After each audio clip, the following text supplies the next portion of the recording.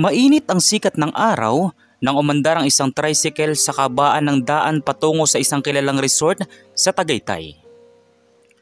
Ang resort ay puno ng magagarang sasakyan, mga SUV, van at ilang luxury cars.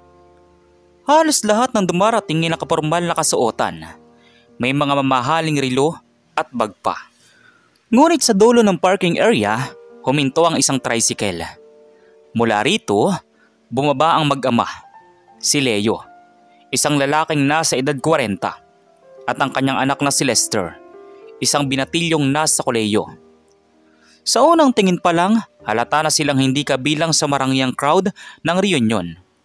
Si Leo ay nakasimpleng polo at maong pants, at si Lester naman ay naka-t-shirt at rubber shoes na may kaunting putik pa. Tahimik silang naglakad papasok sa gate ng resort. Ngunit agad na napansin sila ng ibang mga kamag-anak nila. Ay nako, sino yung dumating na nakasakay lang sa tricycle? Sabay turo ni Tia Vicky habang naglalakad pa sila ni Leo. Hindi pwedeng mag-rent man lang ng kotse. Nakakahiya sa mga bisita. Si Leo yata yan. Yung pinsan nating mahilig sa probinsya. Mukhang hindi pa rin namasenso.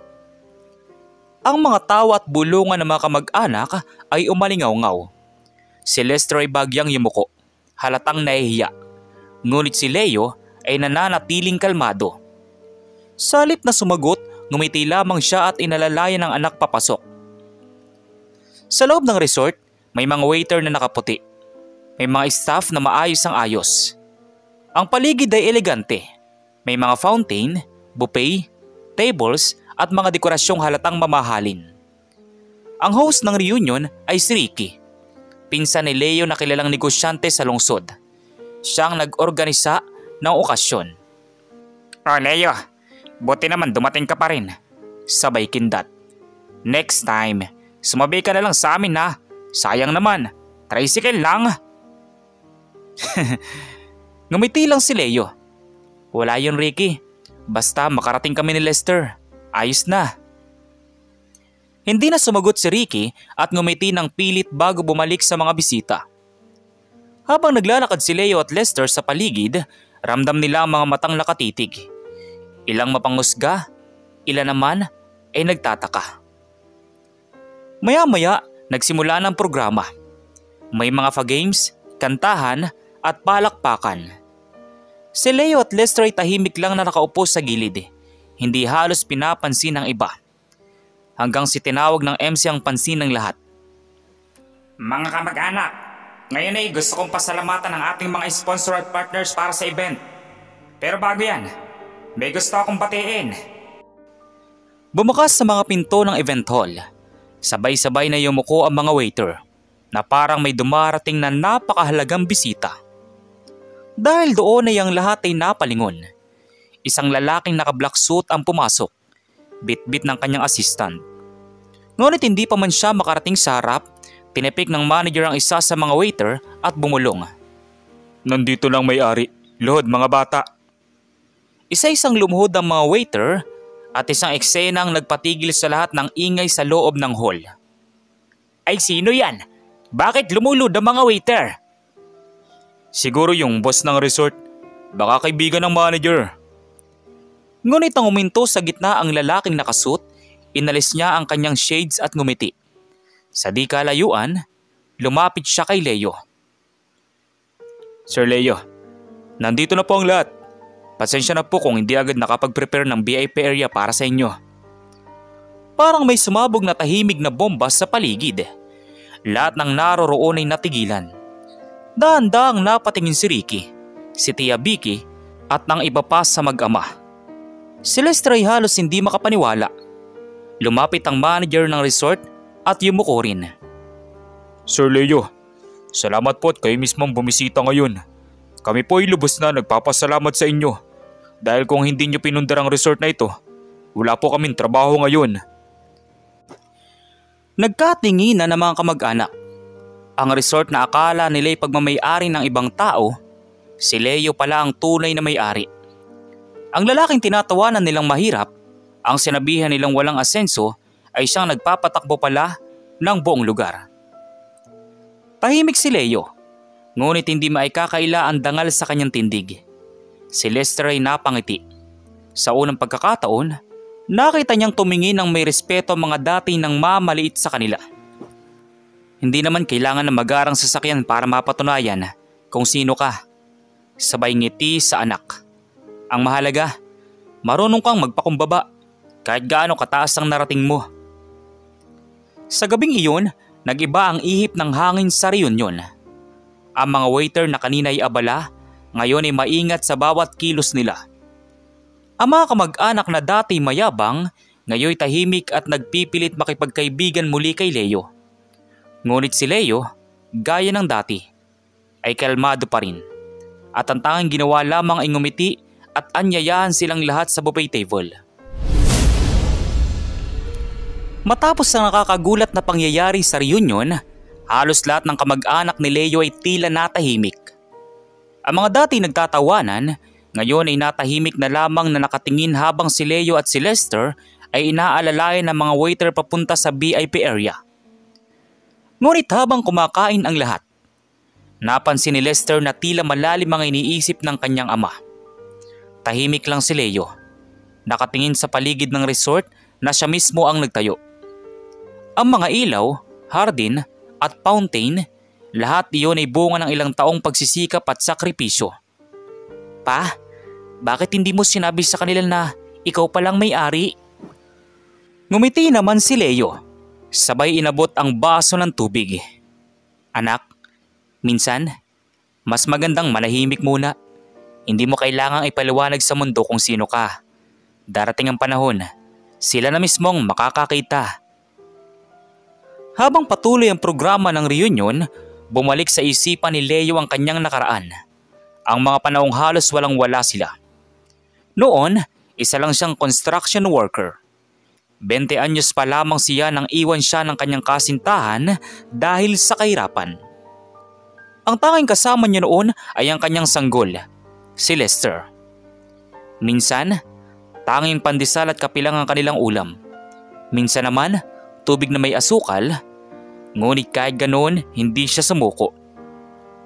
Hindi mo kailangan maging mayaman para magsimula. Ang kailangan mo lang, pananalig sa Diyos at determinasyon. Bulong niya sa sarili habang nagbubuhat ng simyento sa ilalim ng araw noon. Isang araw, habang nagtatrabaho siya sa isang construction site, napansin siya ng isang foreign investor na madalas magpatayo ng mga building sa Maynila. Napahanga ito sa kasipagan at disiplina ni Leo. Hey, you work fast and clean. What's your name? Leo po, sir. Leo Martinez. Good man. Leo, I like your attitude. Maybe someday, you'll build your own company. Sa unang pagkakataon, may taong naniwala sa kakayahan niya. Simula noon, naging inspirasyon niyo ni Leo. Nagsimula siyang mag-ipon. Nag-aral ng basic engineering sa gabi at nagbasa ng mga librong tungkol sa negosyo. Ilang taon nang lumipas, nakapagpatayo siya ng maliit na construction firm na tinawag niyang L&M Builders. Mula sa initial ng kanyang pangalan at ng anak niyang si Lester. Hindi naging madali. Marami ang nagduda. Marami rin ang nag-insulto. Ngunit hindi siya tumigil. Habang ang iba ay nagwawaldas, siya ay nag-iipon. Habang ang iba ay nag-aaksaya ng oras, siya ay patuloy na nag-aaral. Anak, tandaan mo to. Madalas niyang sabi noon kay Lester, hindi mo kailangan magyabang sa tagumpay. Ang tunay na yaman, yung hindi mo kailangang ipagsigawan. Hanggang sa dumating ang pagkakataon, isang malaking proyekto para sa isang 5-star resort ang pinagkatiwala sa kanyang kumpanya. Sa una ay nagduda mga kliyente. Ngunit matapos nilang makita ang kalidad ng trabaho ni Leo, siya na ang naging paboritong kontratista ng mga malalaking kumpanya. Ilang taon pa ang lumipas, nagdesisyon siyang magtayo ng sarili niyang resort. Isang lugar na hindi lang para sa mayayaman, kundi para rin sa mga ordinaryong Pilipinong gustong maranasan ng ginhawa at ganda ng kalikasan. At iyon nga ang resort kung saan ginanap ang kanilang family reunion. Pa, grabe! Hindi ko akalain na galing tayo sa ganun. Dati, Natatandaan ko pa, umiiyak ka kapag wala tayong pambili ng gatas. Pero ngayon, tayo na yung may-ari ng resort na to. Hinaplos ni Leo ang ulo ng anak. Ang mahalaga anak, hindi natin kinalimutan kung saan tayo galing. Hindi tayo yumaman para ipagyabang, kundi para makatulong sa iba. Lahat ng trabador dito, dating kagaya ko, mga simpleng manggagawa. Kaya tinulungan ko para naman sila'y umasenso rin. Lumapit ang isa sa mga waiter habang sila'y nagkukwentuhan ng anak. Dala ang main course. Napansin ni Lester na tila nangingilid ang luha nito habang naglilingkod. Sir Leo, salamat po sa lahat ng tulong nyo. Kung hindi dahil sa scholarship program nyo, hindi po makakapag-aral ang anak ko. Walang anuman. Lahat tayo may pagkakataong umangat. Basta magsipag lang ha. Habang tumutugtog ang musika sa background, dahan-dahang napuno ng respeto ang paligid. Ang mga kamag-anak na kanina'y mapangmata ay unti-unting lumapit. Si Tia Vicky, nauna pa lang ay nang insulto sa kanila, ay tila nahiya. Leo, pasensya ka na ha. Hindi ko alam na ikaw palang may-ari ng resort. Ang ganda pala ng nagawa mo. Ngumiti naman si Leo. Wala yun, Tia. Masaya ako nagkita-kita tayo. Dugo pa rin naman tayo, di ba? Napayoko si Tia Vicky. Halatang nagsisisi. Si Ricky naman ay tahimik lang sa tabi. Tila naguguluhan. Hindi niya matanggap na ang taong dati niyang tinatawanan ay mas matagumpay na ngayon kaysa sa kanya. Paano nangyari to? Ako ang may koneksyon. Ako ang may negosyo. Pero bakit siyang nakaabot dito? Sabi ni Ricky sa isip. Ngunit bago pa man siya makapagsalita, lumapit si Leo at tinapik siya sa balikat.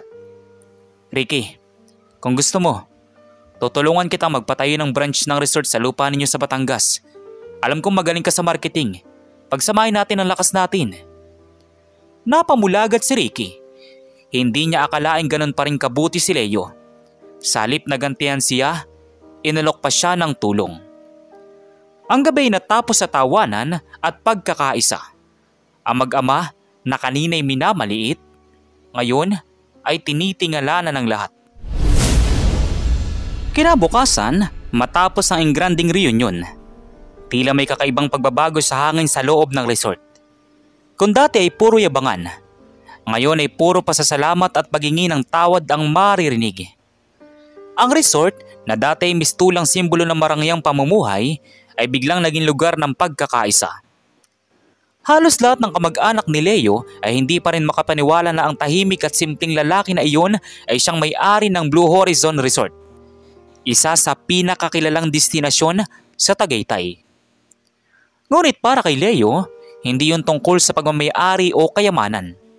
Para sa kanya, ito ay tungkol sa aral at kababaang loob.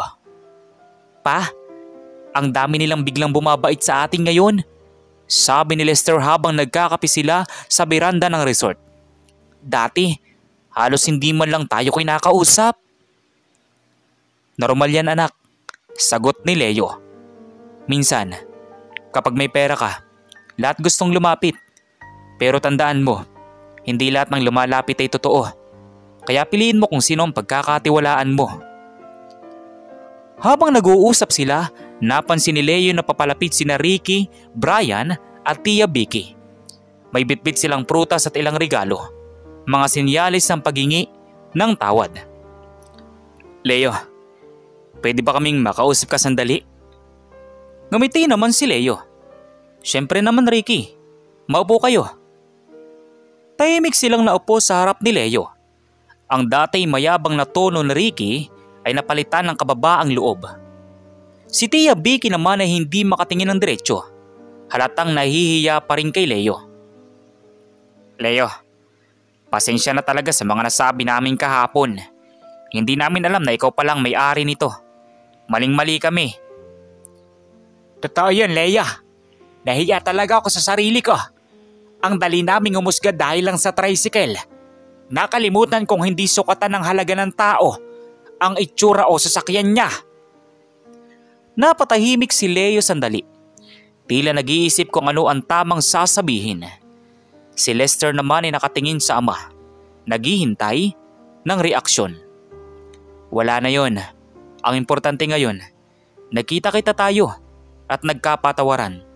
Pero sana, maging aral to sa ating lahat na wag basta umusga dahil lahat tayo may kanya-kanyang laban. Napaluwa si Tia Vicky at mahigpit na niyakap si Leo. Si Ricky naman ay napayuko. Hindi makapaniwala na sa kabila ng lahat, pinili pa rin siyang patawarin ni Leo. Pagkatapos ng ilang minuto, nagpasya si Leo na ipasyal ang lahat ng kamag-anak sa paligid ng resort. Ipinakita niya mga kwarto, ang spa area at ang rest house kung saan siya mismo minsang nanirahan bago pa man ito naging kumpletong resort.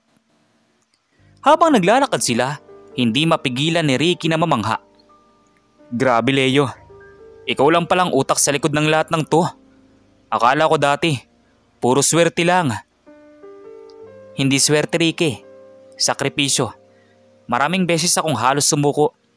Pero tuwing naiisip ko si Lester, bumabangon ulit ako. Kaya kung may pangarap ka rin, huwag mong sukuan ha. Tumango si Ricky, halatang tinamaan sa mga salita ni Leo. Habang naglalakad pa sila, napadaan sila sa ilalim ng malaking puno kung saan nakaukit sa kahoy ang mga salitang, kung gusto mong umangat, huwag mong tapakan ang iba. Pa, ikaw bang nagsulat niyan? Tanong ni Lester. Ngumiti naman si Leo. Oo, nilagay ko yan nung unang taon na itinayo natin ang resort para araw-araw kong maalala kung bakit ko to sinimulan. Samantala, pagdating ng hapon, muling nagsama-sama ang pamilya sa malaking hall. Ngunit sa pagkakataong ito, wala nang mayabang, wala nang mamaliit. At si Ricky mismo ang tumayo sa harap ng lahat at nagsalita. Mga pinsan, mga tiyo, mga tiya, gusto kong sabihin na kahapon, nagkamali tayo. Tinawanan natin ang mag-ama dahil lang nakasakay sa tricycle. Pero ngayong alam na natin ang totoo. Sana ay matuto tayong tularan si Leo sa kababaang loob, sa tiyaga at sa pagpapatawad. Nagpalakpakan ang lahat. Si Leo ay tumayo rin. Ngunit imbis na magyabang, ngumiti lang siya at binigkas sa mga salitang tumatak sa lahat ng naroon. Salamat sa mga papuri. Pero sana hindi lang dito magtapos ang kwento natin.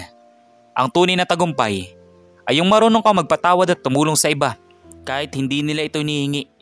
Kung gusto niyo magsimula ulit, nandito lang ako. Tumayo ang lahat at nagpalakpakan.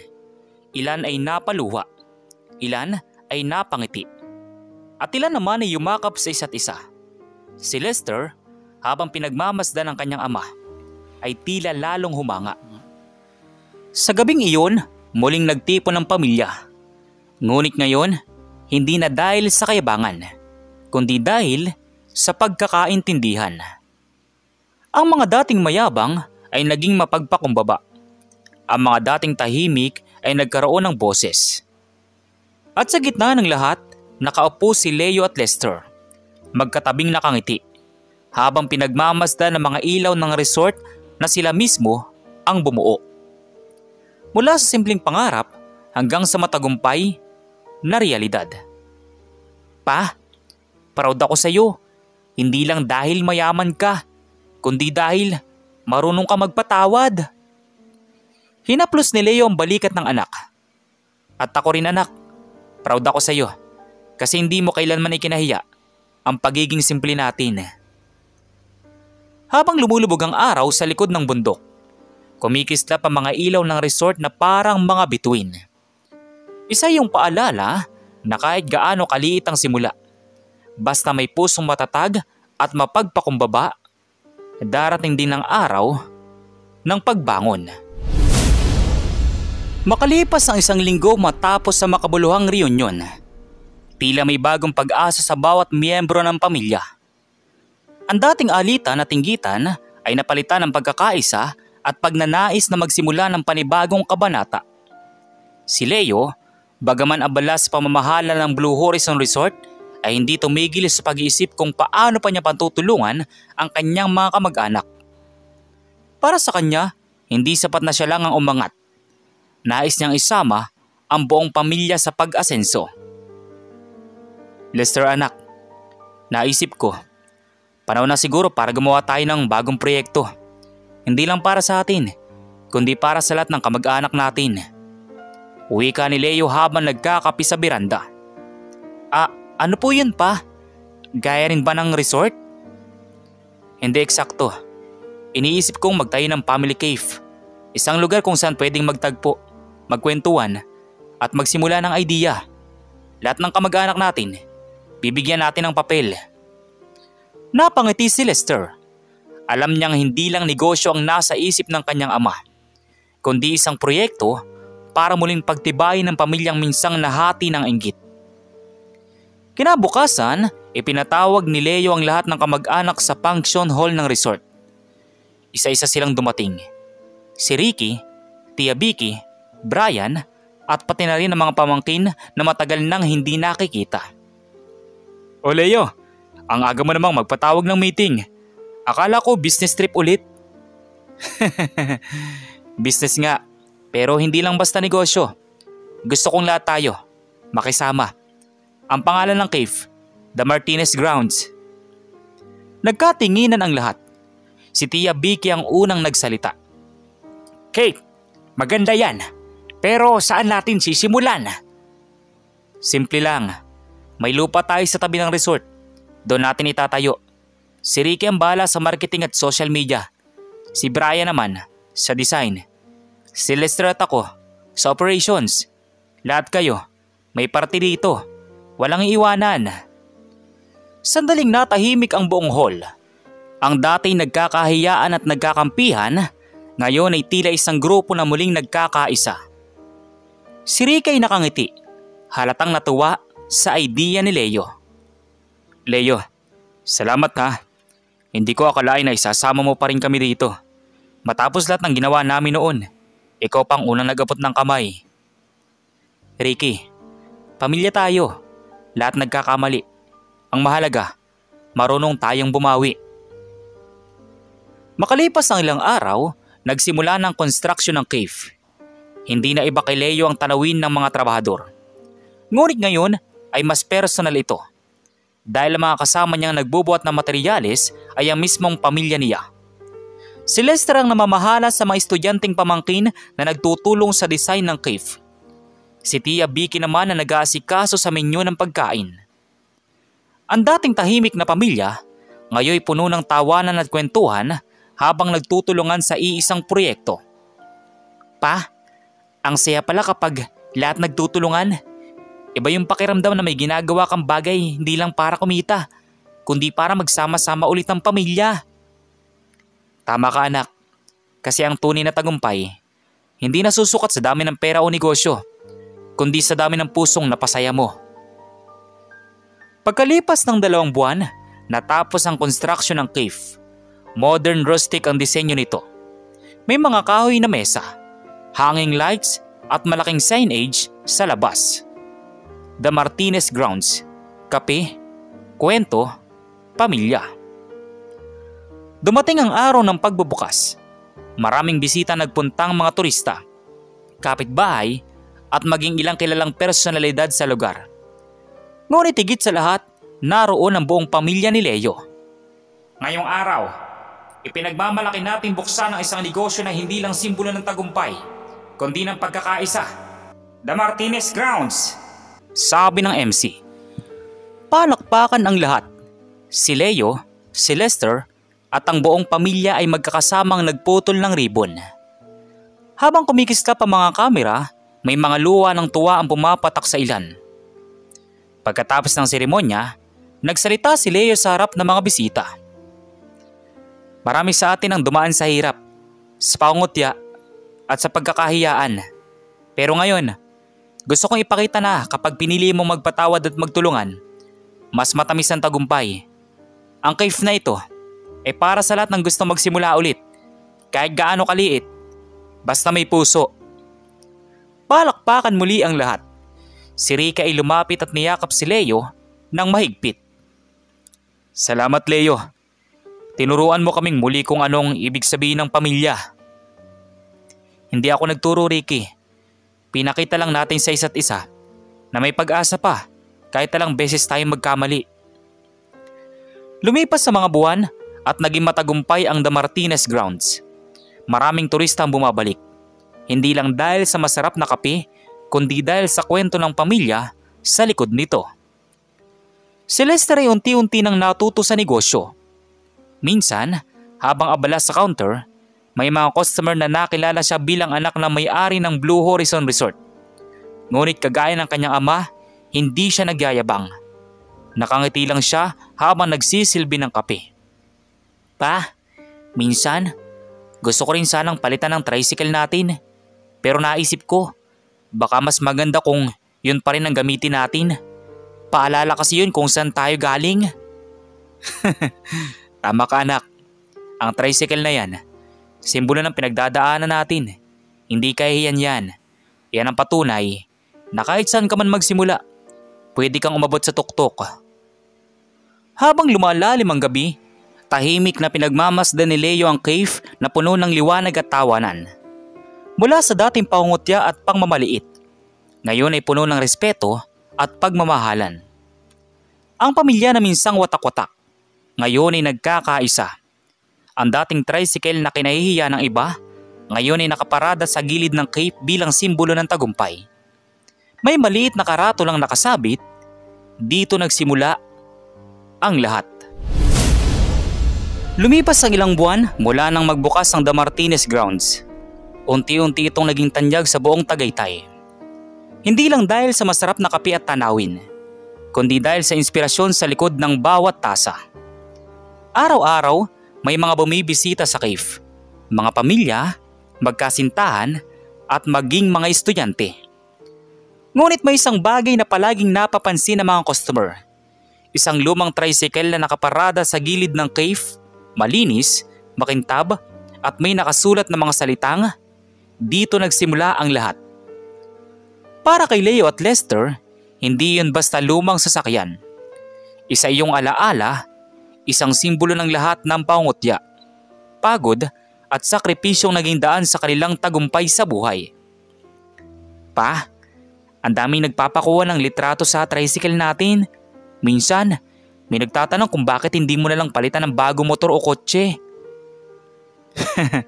Kasi anak, hindi lahat ng bago ay kailangan palitan ng luma. Ang tricycle na yan, kasama natin sa hirap. Yan ang nagpapaalala kung saan tayo nanggaling at kung sino tayo bago tayo umasenso. Habang nagkakape silang mag-ama sa gilid ng cave, napansin nila ang pagdating ni Ricky at Tia Vicky, kasamang iba pang mga kamag-anak. Bitbit nila ang mga dokumento at plano para sa pagpapalawak ng negosyo. Ngunit hindi lang iyon ang dala nila. Dala rin nila ang bagong pananaw sa buhay. Leo, gusto namin magpasalamat. Simula nang sinama mo kami rito, nagbagong takbo ng buhay namin. Hindi lang sa pera, pati sa puso. Ngayon, alam ko na kung gaano kahalagang kababaang loob. Salamat Ricky. Masaya ako makita kang nagbabago. Iyan ang tunay na tagumpay para sa akin. Yung makita ko mo nagkakaisa tayo ulit bilang isang pamilya. Sa mga sumunod na linggo, nagsimula na silang magplano ng ekspansyon. Balak nilang magtayo ng The Martinez Ground Branch 2 sa Batangas sa lupa ni Ricky. Pero sa gitna ng mga plano, nagpasya si Leo na magkaroon muna ng isang espesyal na pagtitipon. Isang family Thanksgiving night sa resort. Pagdating ng araw ng pagtitipon, dumagsa ang lahat ng kamag-anak. May musika, ilaw at masaganang pagkain. Ngunit bago magsimula ang kainan, tinawag ni Leo ang lahat sa gitna ng stage. Alam ko, marami na tayong pinagdaanan. Pero bago tayo magdiwang, gusto kong ipakita sa inyo ang isang bagay. Lumapit si Leo sa gilid ng stage at pinailawan ng isang spotlight. Sa ilalim nito, nakatayo ang lumang tricycle nila ni Lester. Ang mismong ginamit nila noong araw ng reunion noon. Tahimik ang lahat. Ang iba ay napangiti. Ang iba na may napaluwa sa nostalgia. Naalala niyo pa ba to? Ito yung tricycle na pinagtawanan niyo noon. Akala niyo, kahirapan ang simbolo nito. Pero sa totoo lang, ito ang naging daan sa lahat ng meron tayo ngayon. Lumapit si Lester sa tabi ng kanyang ama. Hawak ang mikropono.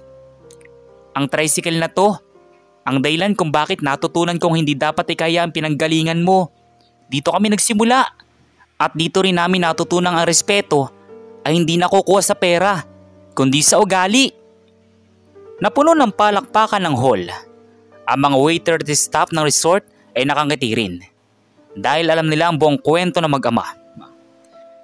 Maya-maya, tumayo si Tia Vicky at lumapit sa entablado. Dala ang isang maliit na kahon.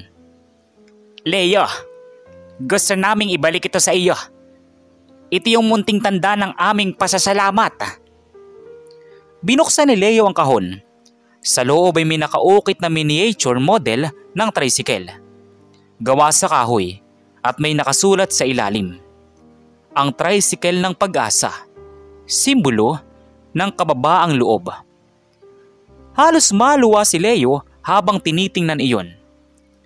Salamat sa inyo. Hindi ko ito titingnan bilang regalo, kundi paalala na kahit lumipas ang panahon, huwag tayong lalayo sa lupa.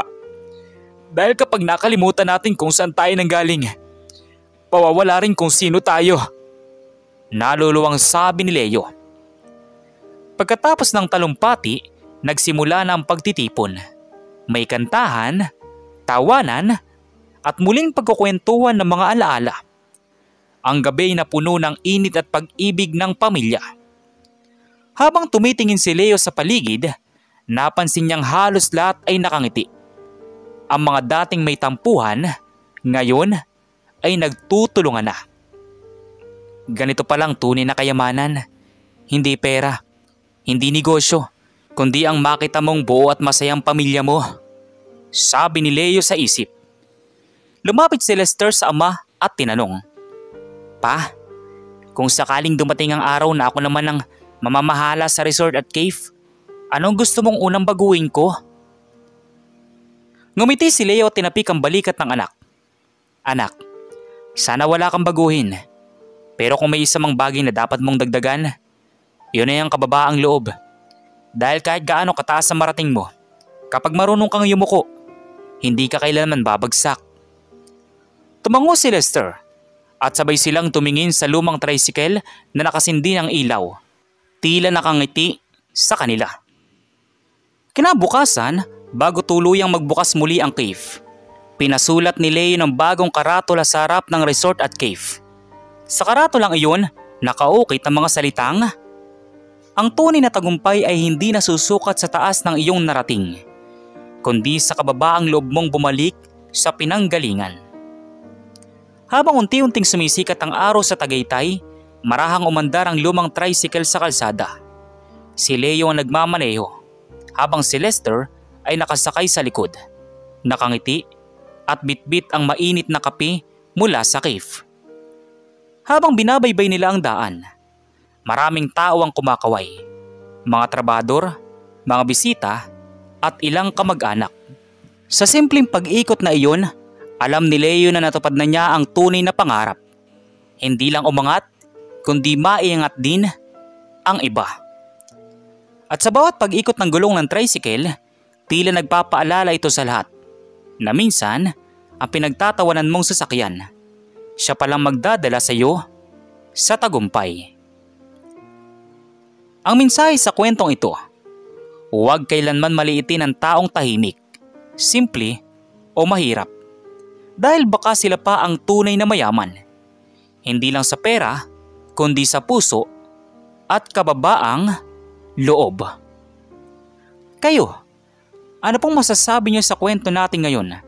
At kung anong mga aral po ang mga natutunan ninyo? Maaari niyo po bang i-comment dun sa baba dun sa comment section para muli ko pong mabasa? So once again, inuulit ko pong muli. Ako po si Tamoxki TV.